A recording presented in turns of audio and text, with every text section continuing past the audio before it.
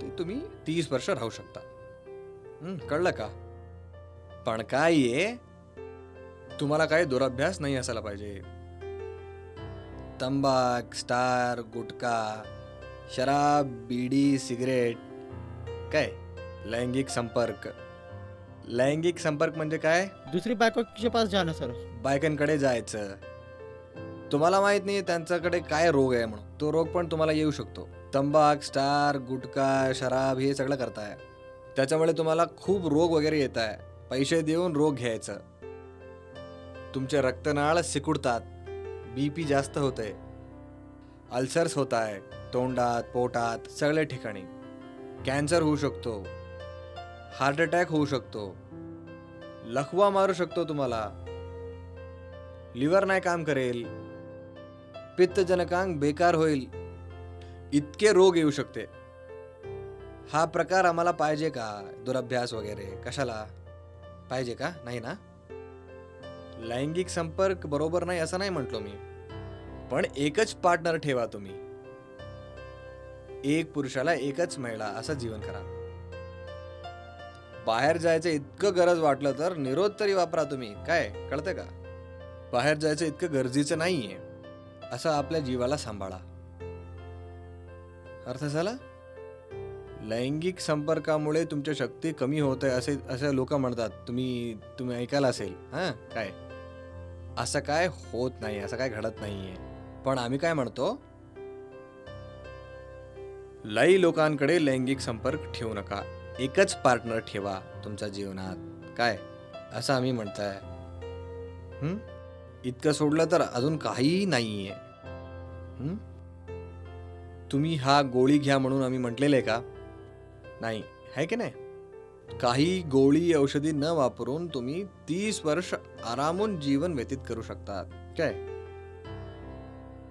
HIV आहे म्हणून घाबरायचं काय गरज नाहीये. घाबरूनच लोक मरताय, प्रॉब्लेम मध्ये येत आहे. तुम्हाला कळते का?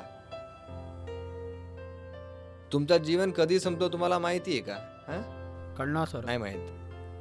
मरण आल्यानंतर कोणी तुम्हाला वाचवू शकेल? नाही, कोणी नाही वाचवू शकेल. आहे की नाही?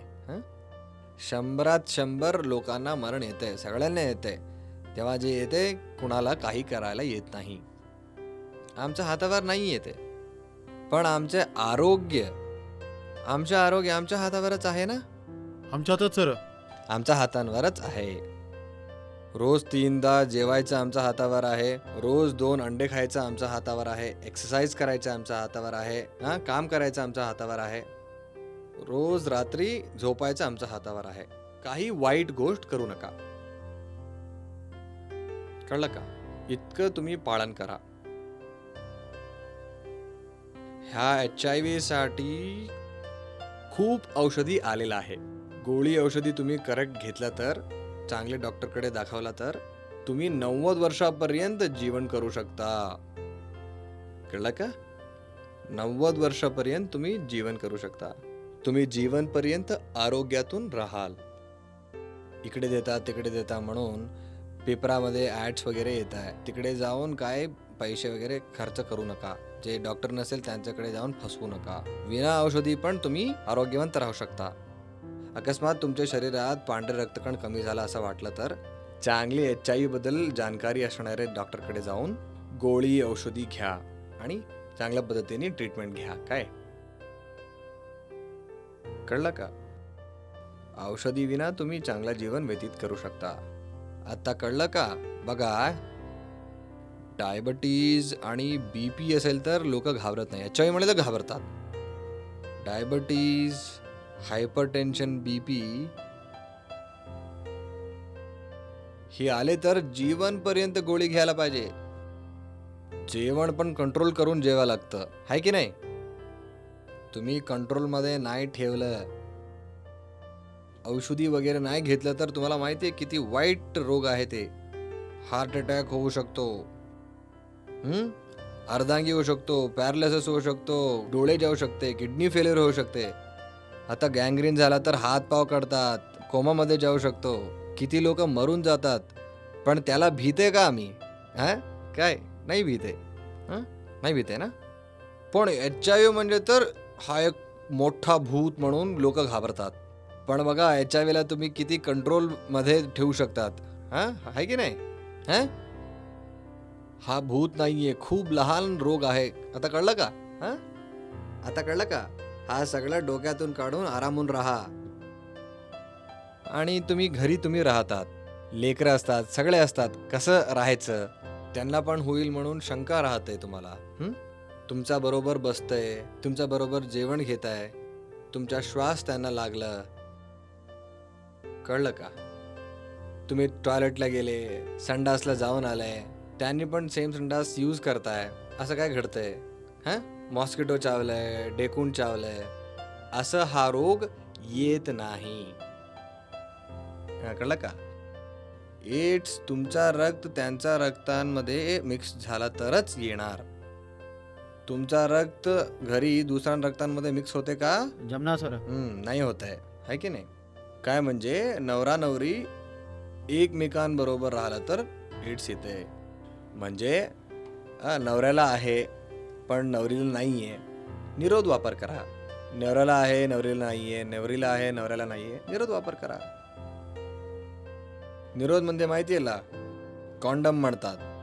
एकमेकांच्या शरीर संपर्कात न यायला वापरू शकता. कळलं का? अकस्मात तुमचा ब्लड आमच्या शरीरावर गिरला तर काही पण होणार नाहीये. आमच्या शरीर त्याला आत घेणार नाही. कळलं काय? सोप वापरून स्वच्छ करून घ्या, काही होणार नाही. HIV रोगाणू तिकडे नाही राहील. बाहेर पण पडला तर काही प्रॉब्लेम नाहीये. सोप घालून धुवून घ्या. आता तुम्ही बायको असतात, महिना तुम्ही बाहेर होताय, है की नाही? त्या टायमध्ये तुमचे कापडांना रगत वगैरे लागला असेल तर सोप वगैरे लावून गरम पाणीमध्ये धुवून घ्या. इतकं करा. इतकं सोडून काही नाहीये. गरम पाणीमध्ये कापड टाकून सोपातून धुवून घ्या. व्हायरस वगैरे मरेल. काय मी स्वयंपाक करू शकतो का मी? असं लोक मला चौकशी करताय. मी एकटाच राहतो, लेकरांना वगैरे जेवण वगैरे स्वयंपाक वगैरे करून द्यायचं असतं, मी करू शकतो का? खाल्लं तर येतंय. खाल्लं तर येतंय असं म्हणताय. मी सांगितलेलं आहे रगत मिक्स झाला तरी एड्स येते. बाय चान्स रगत वगैरे पडला तर बी तुम्ही असंच काही देणार नाहीये. वॉश करून बॉईल करूनच देणार आहे तुम्ही, तेव्हा सगळे व्हायरस मरून जातात. अकस्मात आत गेला असं वाटलं तर काही नाही होत. आमचे तोंडात गेल्यानंतर तुरंत मरून जातात. आमचे तोंडात एन्झाईम्स म्हणून असतात, ते व्हायरसला मारून देतात. अकस्मात तोंडात खूप मोठा फोड आहे, त्याच्यावर ब्लड लागला तरच आत जाईल. इतकं काय घडत नाही. हा डोक्यांमधून काढून टाका. तुम्ही सगळ्यांबरोबर एक घरी तुम्ही राहू शकतो. तुम्ही पण स्वयंपाक करू शकतात. तुमचे प्लेट वगैरे वेगळ्या ठिकाणी ठेवायचं काय गरज नाहीये. कळलं का? 1 वर्ष तुम्हाला सर्दी खासी सगळ्यांसारखंच होईल. काय घाबरायचं काय गरज नाहीये. अय्यो मला HIV झालंय त्याच्यासाठीच हा झालंय असं थिंक करू नका. डॉक्टरांकडे जा आणि औषध गोळी घ्या. कळलं का? झालं तितकं तुम्ही गोळी घेऊनच कंट्रोल करून घ्या. सुई वगैरे तुम्ही वापरला तर आता काय डिस्पेन्सेबल सुई वगैरे मिळतात, त्यांचा वापर करा आणि काही घाबरू नका. काय अजून काहीतरी चौकशी करायचंय HIV बद्दल तुम्हाला? आता कसं वाटतंय तुम्हाला? HIV असलं तर आम्ही आरोग्यवंत आणि आरामातून आम्ही राहू शकतो. कळलं की नाही? ओके. तुम्हाला काहीतरी प्रश्न असेल तर सांगा मला. नाही सर, संजय ओके सर.